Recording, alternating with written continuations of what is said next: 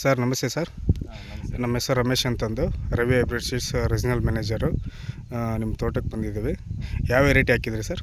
Sir ನಾವು Ravi seeds ಅಂತ ಹೇಳ್ಬಿಟ್ಟು ಹಾಕಿದ್ದೀವಿ. ರವಿ ಸೀಡ್ಸು ಸಂಕ್ರಾಂತಿ ಅಂತ ವೆರೈಟಿ ಸರ್. ಹಾಕಿದ್ದೀವಿ ಸರ್. ಸರ್ ನಿಮ್ಮ ಹೆಸರು? ನಮ್ಮ ಹೆಸರು ಚೌಡಪ್ಪ ಅಂತ ಸರ್.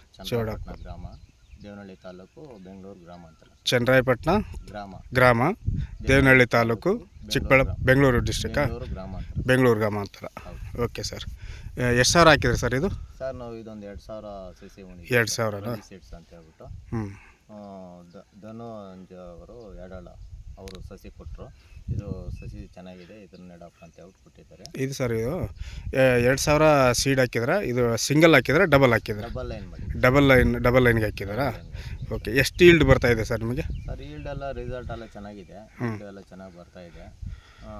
ನಾನು ಈಗ ಇಷ್ಟು ಸಸಿಗೆ ಒಂದು 60ರಿಂದ 70 kg ತಗೊಂಡು ಹೋಗ್ತಾ ಇದ್ದೀನಿ ಸರ್. ಒಂದ್ಸಲ ಕಟ್ ಮಾಡಿದ್ರೆ 60ರಿಂದ 70 kg ಡೈಲಿ ಒಂದು ದಿವಸ ಬಿಟ್ಟು ಒಂದು ದಿವಸ ತಗೊಂಡು ಇಲ್ಲೇ ದೇವನಹಳ್ಳಿ ಮಾರ್ಕೆಟ್ ಆಗ್ತಾ ಇದ್ದೀನಿ ಸರ್.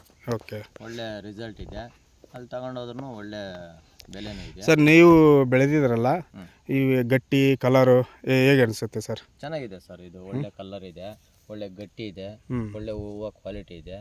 ರೈತರು ಆರಾಮಾಗಿ ಇದನ್ನ ಹಾಕೊಂಡು ಬೆಳಿಬೋದು sir.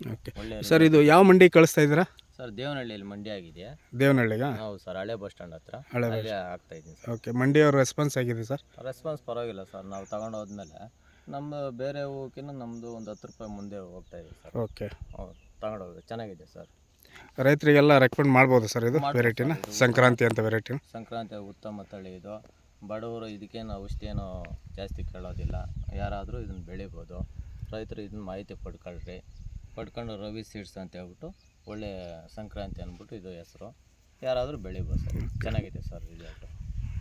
Okay sir. Thank you sir. Thank you.